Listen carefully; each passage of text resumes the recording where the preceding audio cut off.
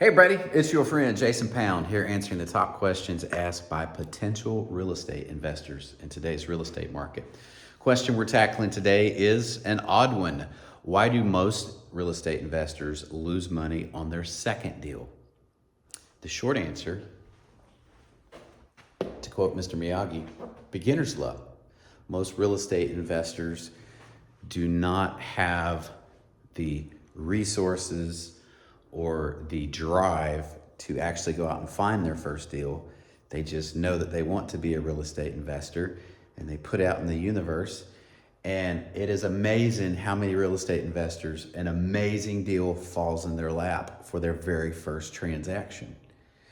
And when they execute that transaction, they get a little confident, they get a little arrogant, and they make mistakes, and it costs them money. That's the short answer. However, as usual, let me over-explain. To be a successful residential real estate investor, the first rule that you need to learn is that you win or lose when you buy, not when you sell. Now, there are a couple assumptions built into this. Number one, you're assuming that the market you bought in is the same market that you are flipping the property in, or the same market that you are going to be renting out the property in. It is not accurate that 100% of the time that is going to be the case, but that's a good rule of thumb for most cases. And as you keep your fingers on the pulse of the real estate market and you're constantly consuming information, you're gonna have a general vibe of whether things are headed up or headed down or stalling out. But it is very important to realize that you cannot sell your way out of a bad situation. You must buy yourself into a good situation. Otherwise, you're going to lose your shirt. Number two, lack of patience and stamina. Many times, potential real estate investors don't realize how long it took them to find the first deal. Many of them have been sitting on the idea of being a real estate investor for almost a decade. And then when the deal finally comes along, they just pursue it, act on it, flip it and make their money, or rent it out and slowly make their money over time.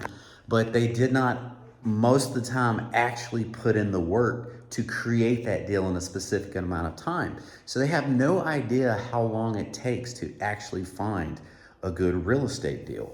I mean, sometimes they follow the sky and you'll find 2 or 3 in the same week, but most of the time it is a long, drawn out process because you have to do your due diligence and you have to get the property at a price at which you can actually make some money.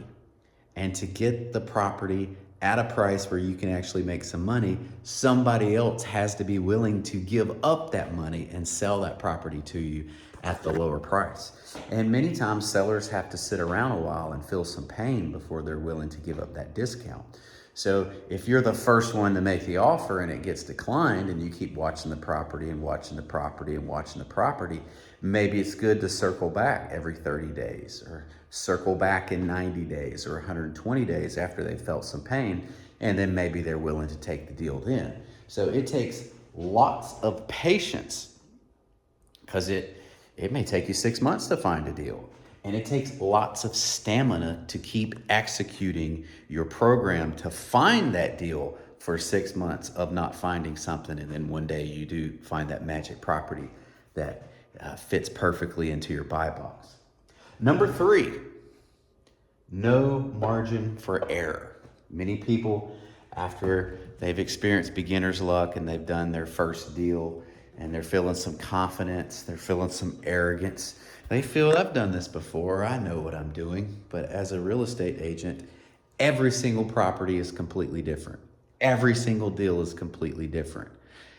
After 10 years in the business, I no longer have arrogance. I have been humiliated, humbled. The universe has beaten me down, and I now realize that we are just stacking probabilities in our favor. There is no 100% guarantee. But when you're looking at a property and you're going, I think I can rent it for this much, or I think I can flip it for this much, or I think I can repair it for this much, add on on a margin of error. Depending on the size of the deal, sometimes 5%, sometimes 10%, sometimes 12%. It's case by case. But do not assume that you are correct. Assume that you are making mistakes and build some fluff in there. Because when you start ripping open walls, you have no idea what you're going to find. And many times, it's something that you did not want to find that's going to cost you money. However, if you buy properly, if you have patience and stamina, you will be in a position to buy properly and win when you buy.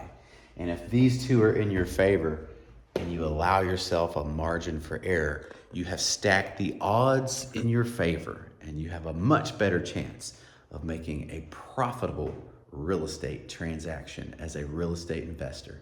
My name's Jason Pound with Jerica Pound Realty Group, Keller Williams Mulinix in Norman. We service the entire Oklahoma City metro area with hyper-local expertise in South Oklahoma City, Moore, and Norman. These are a lot of our colleagues. Jerica Pound Realty, right there. In the meantime, peace out. Have a great life.